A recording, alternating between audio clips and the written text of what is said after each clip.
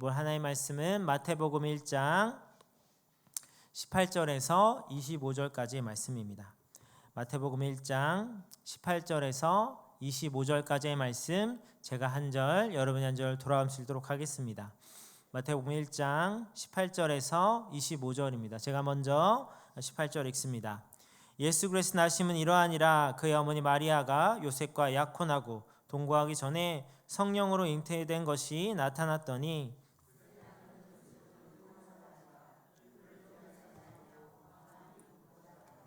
이 일을 생각할 때 주의 사자가 현몽하여 이르되 다윗의 자손 요셉아, 내 아내 마리아 데려오기를 무서워하지 말라.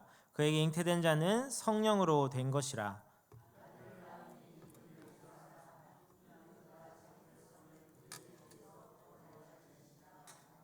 이 모든 일이 된 것은 주께서 선지자로 하신 말씀을 이루려 하심이니 이르시되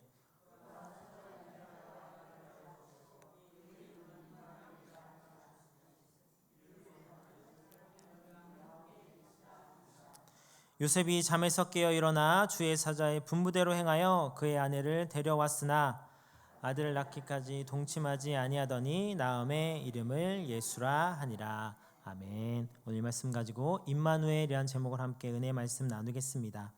한 사람이 사랑하는 가족을 갑작스럽게 떠나 보낸 뒤 깊은 상실 속에 장례를 치르고 있었습니다. 많은 사람들이 찾아와 위로의 말을 건넵니다. 시간이 지나면 괜찮아질 거야. 힘내. 다 이유가 있을 거야. 좋은 일이 있을 거야. 그러나 그 말들은 오히려 마음을 더 무겁게만 만들었습니다. 그런데 그렇게 친하지 않던 한 친구가 찾아왔습니다. 그는 찾아와서 아무 말도 하지 않았습니다. 조심스럽게 들어와 그저 옆자리에 함께 앉아 울어주었고 어떤 질문도 조언도 설명도 하지 않았습니다. 그렇게 몇 시간을 가만히 곁에 있다 갔습니다. 훗날 그 사람은 이렇게 고백했습니다. 그날 아무 말도 하지 않았지만 그 침묵 속에서 가장 큰 위로를 받았다. 우리가 인생에서 가장 무너질 때 필요한 것은 어떤 말이나 해결책이 아니라 동행입니다. 성멸보다 해답보다 곁에 있음이 먼저입니다. 성경에서 말하는 임마누엘은 바로 그런 하나님이십니다. 설명부터 하시는 분이 아니라 먼저 우리 곁에 앉으시는 하나님, 말없이 우리의 고통을 함께 짊어지시는 하나님이십니다. 그 이름이 바로 임마누엘입니다. 임마누엘 뜻은 하나님이 우리와 함께 계시다.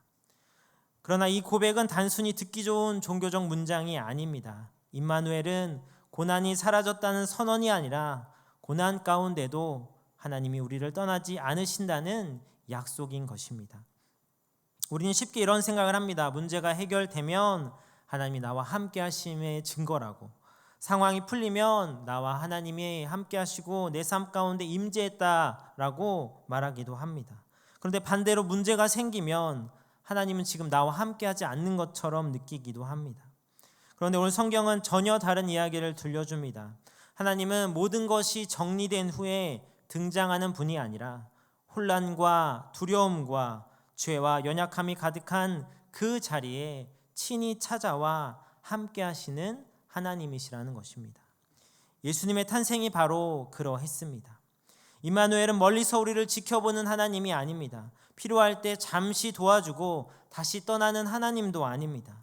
임마누엘은 우리의 삶 속으로 들어오신 하나님, 우리의 죄를 짊어지기 위해 가까이 오신 하나님. 그렇기에 그 임마누엘 하나님이 우리에게 어떤 의미인가를 확실히 알아야 합니다. 오늘 말씀을 통해 임마누엘 되신 하나님을 지식으로 머리로 아는데 멈추지 않고 삶으로 경험하는 은혜가 우리 모두에게 있기를 축복합니다. 그렇다면 임마누엘이 우리의 삶에 어떤 의미입니까? 첫째는 임마누엘은 우리를 찾아오신 하나님이십니다. 오늘 18절은 이렇게 시작합니다.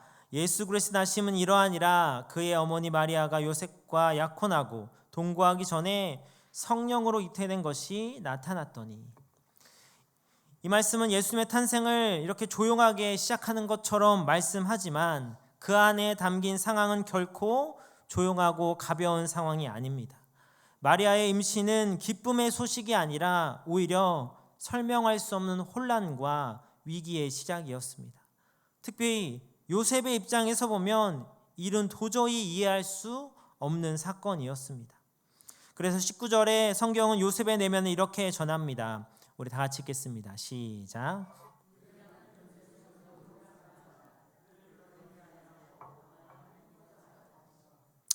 네, 성경 말씀처럼 요셉은 의로운 사람이었습니다. 그러나 그 의로움이 어떤 차가운 율법주의가 아니라 사랑과 자비가 섞인 의로움이었습니다. 그가 율법을 지키자니 마리아를 고발해야 했고 사랑을 택하자니 자신의 상처 아픔을 감당해야 했습니다. 율법과 자비 사이에서 신앙과 현실 사이에서 깊은 갈등에 빠진 한 사람의 모습이 바로 요셉입니다. 그런데 바로 그때 20절에서 하나님께서 개입하십니다. 20절에 다윗의 자손 요셉아 내 안에 마리아 데려오기를 무서워하지 말라.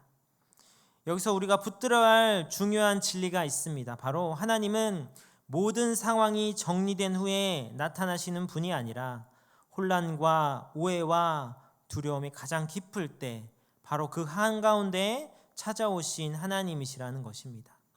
하나님은 요셉이 모든 것을 이해한 뒤에 말씀하지 않으셨습니다. 결론이 난 뒤에 설명하신 것도 아닙니다. 갈등의 한복판, 두려움의 중심에서 먼저 찾아오셔서 말씀하셨습니다. 이것이 바로 임마누엘의 시작인 것입니다. 보물섬의 작가로 유명한 로버트 루이스 스티븐스는 폭풍에 관한 이야기를 기록한 적이 있습니다. 거기에 거센 폭풍 속에서 배 한 척이 암벽 해안에 좌초될 위기에 빠져 있었습니다. 배가 더 이상 움직이지 않자 승객들은 공포에 질렸고 절망에 빠졌습니다. 그때 한 승객이 상황을 확인하기 위해서 조타실로 올라갔습니다. 그곳에는 두 손으로 조타기를 꽉 붙잡고 온 힘을 다해 배의 방향을 돌리려는 키자비를 보았습니다. 선체가 조금씩 바다로 방향을 바꾸기 시작했고 키자비는 이마에 맺힌 땀을 닦으며 그 찾아온 승객을 향해 미소를 지어 보냈습니다. 그 승객은 곧장 뛰어내려와 사람들에게 이렇게 외쳤습니다. 제가 키자비의 얼굴을 봤는데요. 환하게 미소를 짓고 있었어요. 모든 것이 잘 돼가나 봐요. 그 미소 하나가 승객들의 마음을 뒤덮고 있던 공포를 걷어냈고 절망을 소망으로 바꿔놓았습니다. 이 키자비의 미소가 승객들의 두려움을 잠재운 것처럼 우리 인생의 폭풍 한가운데서 우리에게 필요한 것은 상황이 완전히 바뀌는 것이 아니라 배를 붙들고 계신 분이 나와 함께한다는 사실을 확신하는 것입니다. 임마누엘의 의미는 문제가 없어질 때 하나님이 함께하신다라는 말이 아닙니다. 오히려 문제 한복판에서도 하나님은 이미 우리와 함께하신다는 복음의 선언인 것입니다. 오늘 우리의 삶에도 설명되지 않는 현실이 있습니다. 기도해도 당장 답이 없는 것 같고 앞이 보이지 않는 두려움이 밀려오는 순간들도 있습니다. 그러나 임마누엘의 하나님은 우리가 모든 것을 이해한 뒤에 함께하는 분이 아니라 이해할 수 없는 그 순간 이미 우리 곁에 계신 하나님이십니다. 바로 그분이 지금도 우리 삶 가운데 찾아오시는 임마누엘의 하나님이심을 믿으시기 바랍니다. 오늘도 이 사실을 믿음으로 붙들고 어떤 상황 속에서도 주님과 동행하는 삶을 살아갈 수 있기를 축복합니다. 임마누엘이 우리에게 어떤 의미가 있을까요? 둘째는 임마누엘은 죄에서 우리를 구원하신 하나님이십니다. 천사가 요셉에게 21절 이렇게 선포합니다. 우리 다 같이 읽겠습니다. 시작. 아들을 낳으리니 이름을 예수라 하라. 이는 그가 자기 백성을 그들의 죄에서 구원할 자이심이라 하니라. 아멘. 여기서 천사는 아이의 이름과 사명을 동시에 밝힙니다. 그의 이름을 예수라 하라. 예수는 히브리어로 예슈아, 우리가 흔히 여호수아라고 알고 있는 그 말인데요. 뜻은 여호와는 구원이시다라는 뜻을 갖고 있습니다. 그런데 여기서 말하는 구원은 단순히 일상의 위기에서 건져내는 도움을 의미하지 않습니다. 천사는 자기 백성을 그들의 죄에서 구원할 자라고 말합니다. 즉 예수님께서 오심은 일시적인 문제 해결이 아니라 인간 존재의 가장 근본적인 문제를 다루기에 오셨다는 것입니다. 우리는 살아가면서 수많은 어려움과 문제들을 경험합니다.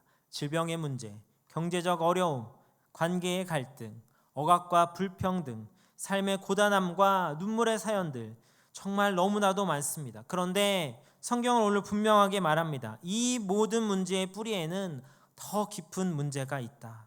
그것이 바로 죄의 문제라는 것입니다. 그런데 오늘날 많은 사람들은 예수님이 이 땅에 오신 이유를 각자 나름대로 다르게 해석하고 이해하고 있습니다. 어떤 이들은 예수님이 사랑과 화평을 전하기 위해 왔다고 말합니다.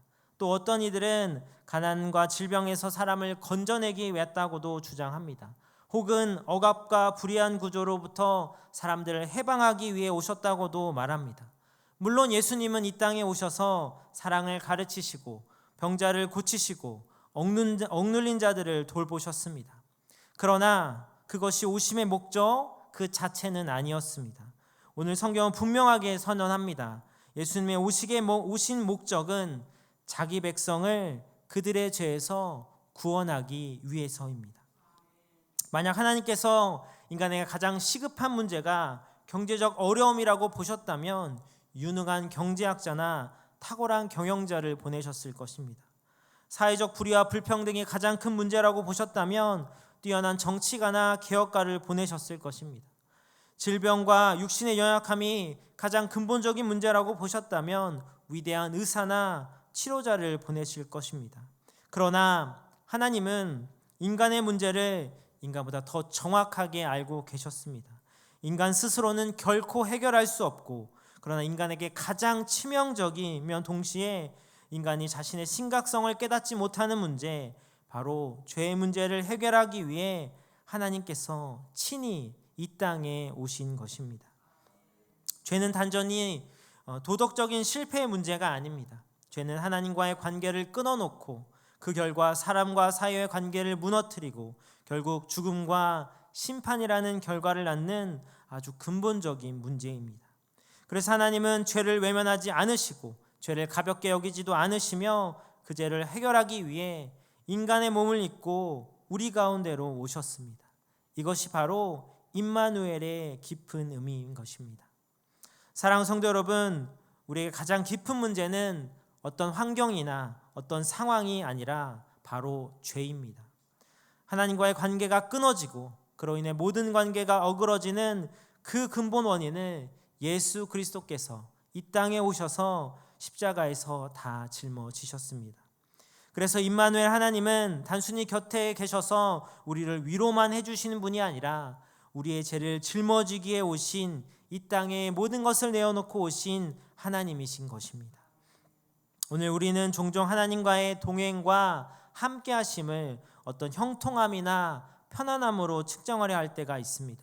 문제가 없으면 하나님이 함께 하시고 문제가 생기면 하나님으로부터 조금 멀리 떨어진 것 같다고 느낄 때가 있습니다. 그러나 임마누엘의 핵심은 그렇지 않습니다.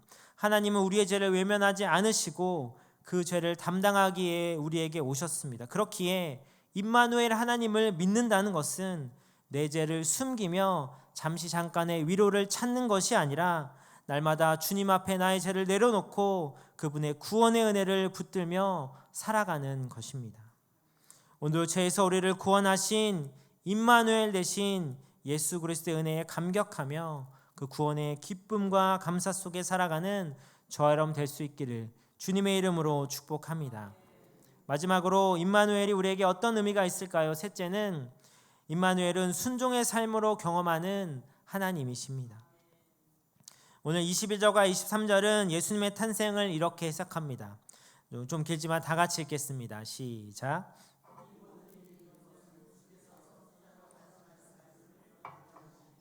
이르시되 보라, 처녀가 잉태하여 아들을 낳을 것이요 그의 이름은 임마누엘이라 하리라 하셨으니 이를 번역한즉 하나님이 우리와 함께 계시다 함이라. 아멘. 마태는 예수님의 탄생을 어떤 우연한 사건이나 한 가정의 이야기로 보지 않았습니다. 이 모든 일은 하나님의 말씀이 이루어지는 과정이며 하나님의 구원의 계획이 역사 속에서 성취되는 순간임을 분명히 밝히고 있는 것입니다. 오늘 그가 인용한 말씀은 이사야 7장 14절 말씀입니다. 그러므로 주께서 친히 징조를 너에게 주실 것이라. 보라, 처녀가 잉태하여 아들을 낳을 것이요 그의 이름을 임마누엘이라 하리라. 여기서 중요한 표현은 주께서 친히라는 말씀입니다. 임마누엘은 사람이 만들어낸 구원의 상징이 아니라 하나님께서 직접 이루시고 직접 보여주신 약속이라는 것입니다. 그리고 그 약속은 단순한 선언으로 끝나지 않고 순종하는 사람의 삶을 통해 현실이 됩니다. 오늘 그 대표적인 인물이 바로 요셉입니다.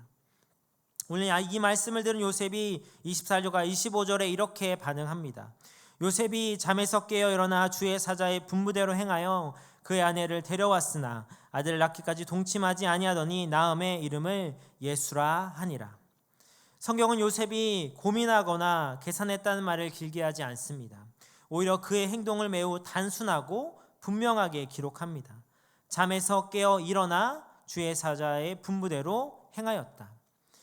요셉은 모든 상황을 이해한 뒤 순종한 사람이 아니었습니다. 앞날이 보장되어 있던 것도 아니고 사람들의 시선과 오해가 사라진 것도 아니었습니다.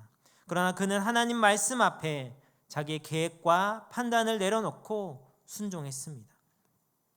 하나님 우리와 언제나 함께 하십니다. 그러나 그 임재는 머리로만 아는 지식이 아니라 말씀 앞에 순종할 때 삶으로 확인되며 현실이 되는 것입니다. 요셉의 순종은 단 한 번의 결단과 순종이 아니었습니다.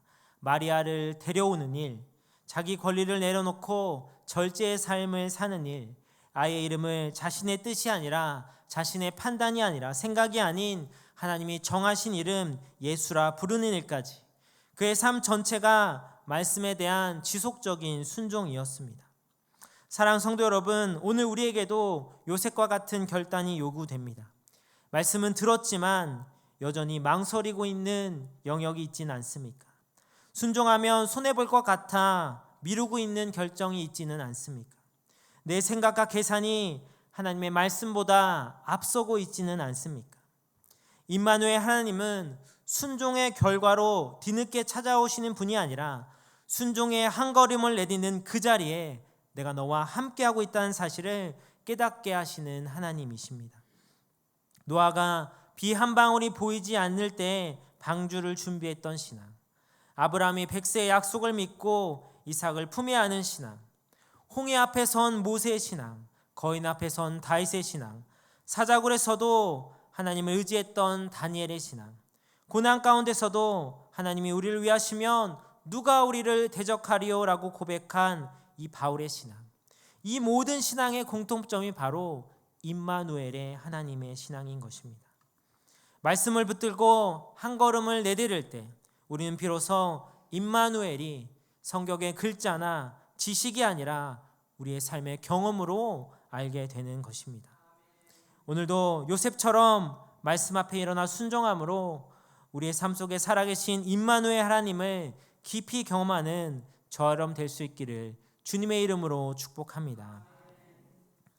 어느 작은 마을에 오래된 다리 하나가 있었습니다. 세월이 흐르며 다리가 낡았고 사람들은 점점 그 다리를 건널 때마다 불안했습니다. 그런데 어느 날 큰 홍수가 나자 사람들은 다리가 무너질까 두려워 강 곁에서 발만 동동 구르고 있었습니다. 그때 그 다리를 만든 기술자가 다리 위로 혼자 올라갔습니다.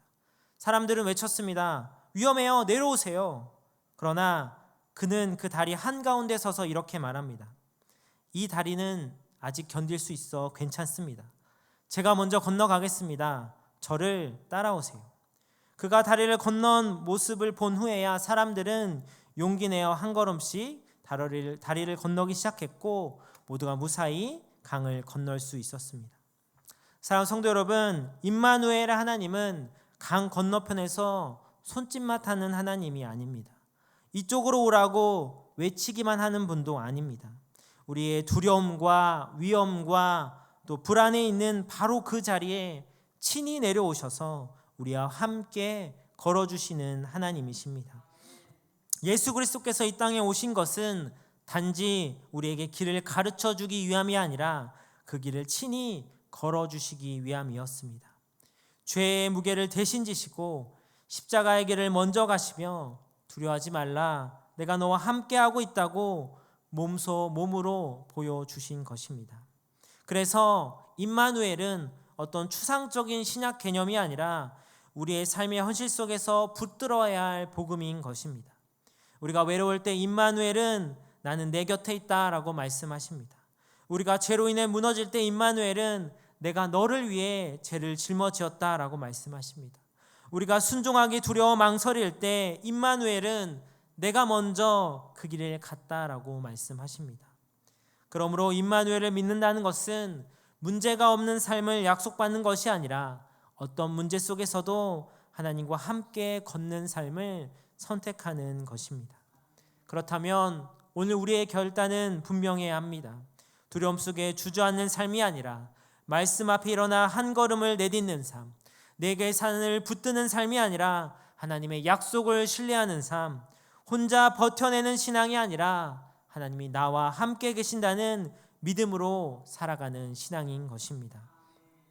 임마누엘 하나님은 어제도 우리와 함께 하셨고 오늘도 우리와 함께 하시며 내일도 변함없이 우리와 함께 하시는 줄로 믿습니다. 그러기에 삶 속에서 기쁨의 자리든 눈물의 골짜기든 순종이 요구되는 갈림길이든 이 고백이 우리의 입술과 삶에서 흐르게 되기를 축복합니다. 그 임마누엘 은혜를 붙들고 오늘도 믿음으로 담대히 주와 동행하며 한 걸음 한 걸음 걸어가는 저와 여러분 될 수 있기를 주님의 이름으로 축복합니다. 기도하겠습니다.